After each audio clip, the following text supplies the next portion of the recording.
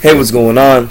It's your boy BT, and I came here to talk some boxing with the thousands of True School Sports subscribers. What's going on, guys? Now, straight from Dan Rayfield's Twitter, we get news that apparently, if this GGG Daniel Jacobs fight goes down, that it will not be on regular HBO. How surprising is this? Swear to God, man. This is why boxing is having a hard time winning fans.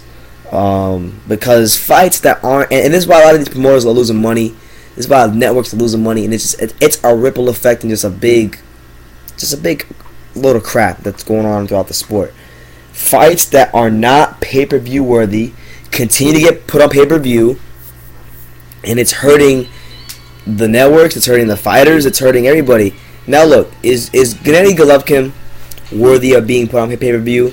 I think he is, but the fact of the matter is, the only pay-per-view fight that makes sense, the only fight for him out there that makes sense to put on pay-per-view is the Canelo fight, because if he wins that fight, then he in turn becomes a bigger star and you can market him for more pay-per-views. But until then,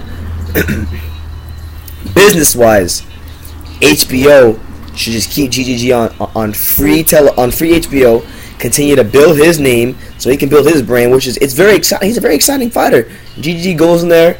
And I gotta say this about Gennady Golovkin. When you talk about all the controversy and all the crap going on in boxing, like what happened with Kovalev versus Ward, I mean, that's what makes Golovkin so great. Is the fact that in his fights, they're not competitive. He's getting guys out of there, no controversy. And all due respect to Kovalev, GGG is better at getting his knockouts because he's way better at cutting off the ring than Kovalev is.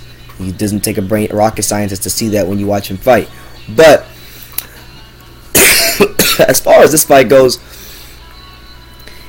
people who are not hardcore boxing fans are not going to pay for this fight. Obviously, Golovkin has built up a pretty good fan base within the realms of LA boxing community, in the New York boxing community, and just boxing in general. There's a lot of people in boxing who love GGG, and a lot of people even hate GGG. So maybe people who hate Golovkin will pay to watch him lose, quote unquote, because some of you out there think he'll lose to Jacobs. But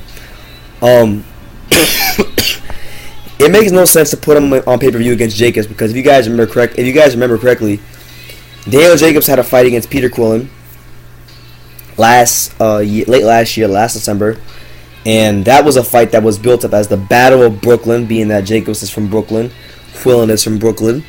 They did a lot of promotion for that fight. They even made like a documentary for it to kind of hype it up, and the numbers were terrible. The numbers are like under 300,000. Like Roma Gonzalez, who gets criticized for being a small fighter and not speaking English, and people say he's not marketable. Roma Gonzalez's last fight against Quadras, another relatively unknown fighter here in the States, blew Jacobs and Quillen out the water with their ratings.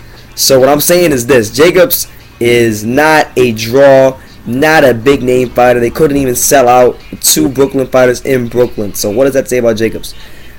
I think maybe this being a pay-per-view might be the result of Jacobs wanting more money, and this is how they can get him more money in the back end. But regardless, I think it's just a bad move, and it's hurting both of their careers. But I hope it happens, because GGG needs to get this fight over with.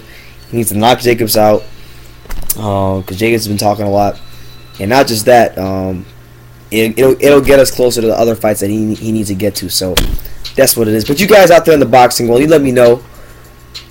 Dan Rayfield reports that Golovkin Jacobs will be on pay-per-view. I don't know, scale of 1 to 10, how bad is this for boxing? How bad of a business decision for HBO is this? Let me know in the comments down below. Take the time to subscribe. You can love me or you can hate me, but I'm just a kid from Dania. So until next time, take care, guys.